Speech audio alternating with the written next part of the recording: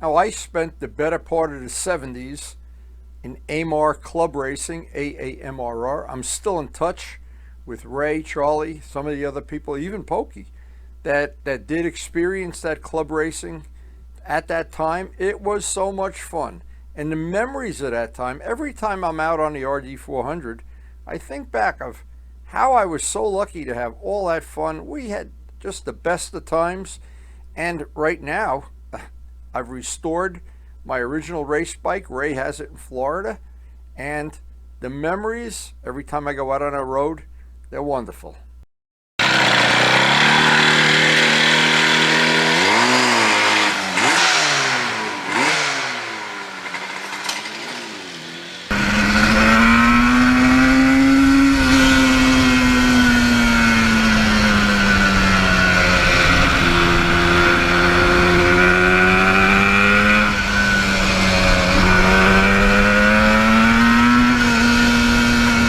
Now, the first bike I ever went out on the track with that Bridgehampton was, and Ray will remember this, was a Kawasaki Green Streak that I had put tires, street tires on. And Fast Freddie Anderson, good friend, said, "You better jet it a couple of sizes richer." And I said, "Oh, I don't think so. It's necessary." And boy, did I learn a valuable lesson about not getting the bike under jetted. Well, about 3 laps later, I was pushing the bike back in the pits. And of course, it was a blazing hot day. You're in full leathers and sweating. So I learned my first real lesson, and I remember it often. I remember Fast Freddie saying many, many, many times, "Don't jet the bike too lean." And it's the kind of lesson you have to learn the hard way.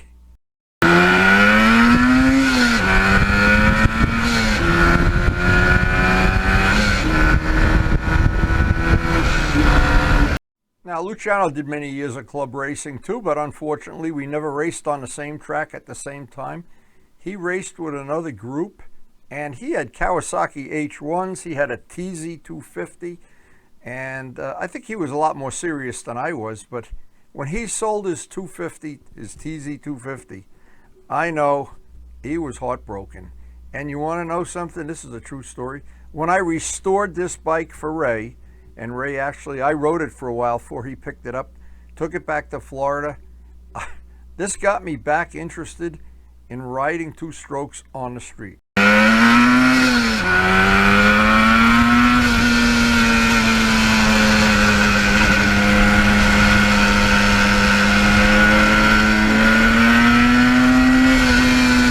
Now, Ray will remember this. It wasn't long after that, and Ray and I made a deal. I got a 125 Bultaco Road Racer from Ray. It was Ray's bike. We somehow swapped. I don't know what we did. I don't remember whether it was money or bikes. But I went out to Bridgehampton with the Bultaco 125. I had painted it, cleaned it. Boy, I tried to make a show bike out of it. I hope Ray has some pictures. Ray, if you're watching, and I know you are, I know you have some pictures of the old Bultaco. That it was your bike, then it was my bike. But the memories of that, when I'm out on my RD, and you go through the gears, and I just think of all of the things back in that day. And the thing with club racing back in that day, we were all still experimenting with what bike you want to ride, and they putting oil in the gas and pre-mix and how much to do this and how much to do that, and every possible thing. We had to learn the hard way. But eventually I got through with all that, and I got a Yamaha 350 that I could ride on a track.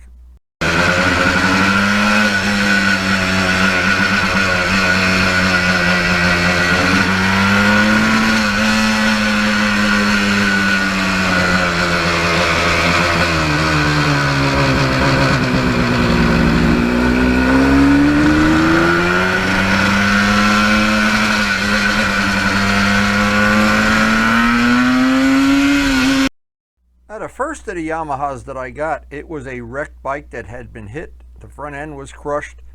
My late friend Kenny Augustine helped me get a front end for it and a wheel and a rim and everything. And we did a lot of work up at his shop on 303. We got it all ready to go to the track, and he gave me a lot of good advice at the time. Don't do this, don't do that. And the one thing he said is, if you happen to crash and you land on the ground and you think you've stopped rolling, when you think you've stopped rolling, don't extend your arms till you think you've stopped rolling, and then count to 10.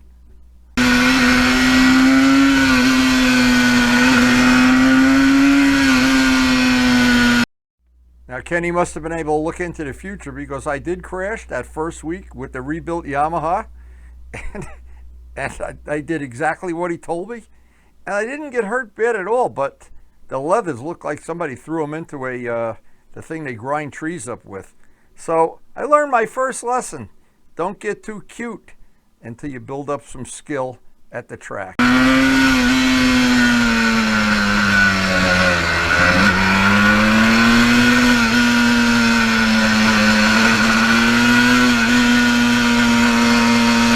And Kenny taught me another good thing. If you're going to road race, at the end of the straightaway, especially at Bridgehampton, where you really you'd be flat out for the whole last quarter mile, have your hand somewhere near the clutch, so if it seizes up, and from time to time they did seize up. Everybody that ever raced two strokes knows that feeling.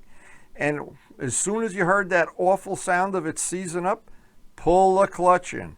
Now, that actually saved my bacon early in. When I had the 400 right in the beginning, I seized up a piston, and I had my hand on the clutch, and it saved me crashing.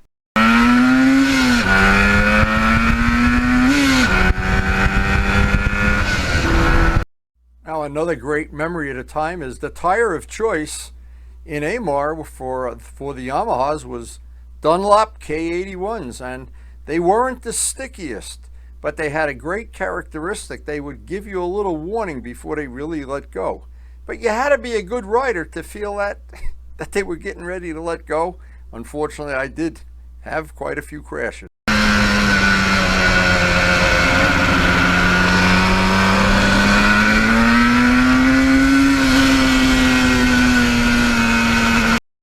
Now, back at all those crashes, I'm very lucky. I never was really hurt bad. Unfortunately, Ray did have a very serious injury to his leg. I somehow escaped. I crashed a lot, but not horribly. And I wound up at the end of my racing career having a garage full. I had actually 7 Yamahas that probably, if you took them all apart and put them all back together, you might be able to make 2 bikes.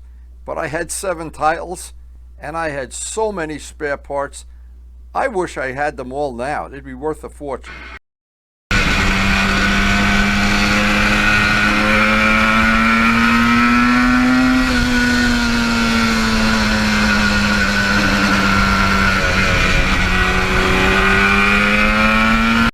And what was so great about this club racing is you'd always make new friends.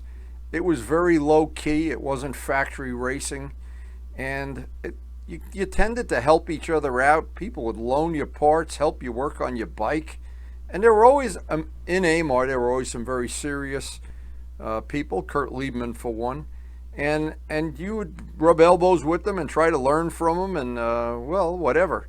And it was a camaraderie, and I'm sure everybody that goes back to that time has a different memory, but I'm sure of one thing. They all have wonderful memories.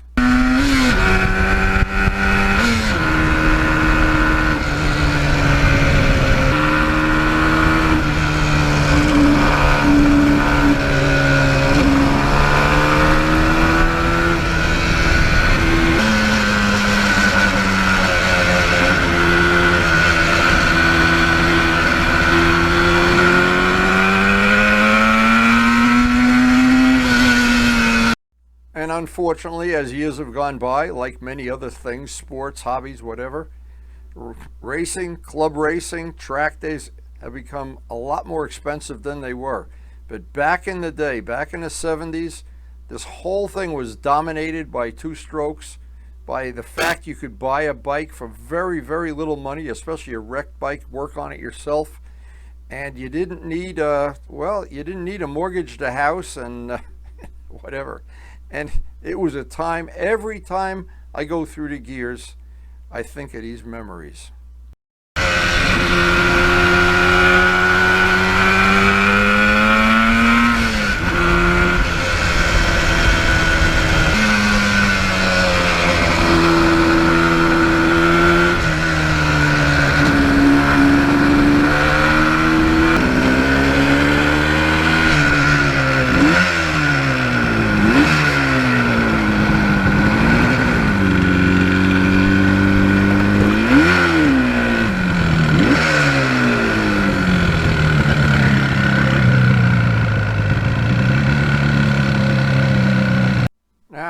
story isn't over. In 2011, I went down to Daytona Bike Week, stayed with Ray, and got to ride my original unrestored Yamaha 350. And boy, it brought back so many memories that Ray eventually brought the bike back to New Jersey. I spent the whole winter with Luciano's help restoring it. I got to ride it for a year. Ray took it back to Florida, but it made me want to get an RD of my own, and that's the bike you see here, the yellow one. And I wanted to have the nicest possible one I could find, and it's a long story. It's on hundreds of videos restoring this bike, painting it, making seats, making parts, different handlebars, different wheels. I've got 5 spare wheels, and getting all of the things that the 4 exhaust systems and all of the things that go along with it. But the biggest thing of all is that once you get on the seat and you hear that engine doing its thing and you go through the gears, it's like almost like the Twilight Zone. Like Rod Serling comes out of the gas tank and says, "You have entered the Twilight Zone." Boy, what I wouldn't give to well, just go back for one day, back to one of those days at Bridgehampton, and the smell of all that 2-stroke oil at the beginning of a race. Oh, you know, it's something. It's absolutely something. If you've experienced it, you'll absolutely never forget it. Now, if you're new to our channel, we have a very, very eclectic channel. One of the new features we have now is some of the videos are grouped into groups that you can access all the videos for one category in one mouse click. And it should be very convenient and very handy. Just check out the feature on the main screen playlist. And thanks to everybody for supporting the channel. We appreciate your support, and it makes this channel possible with all the things we do, the painting, the wheels, the polishing. And please take a second or two and hit the like button.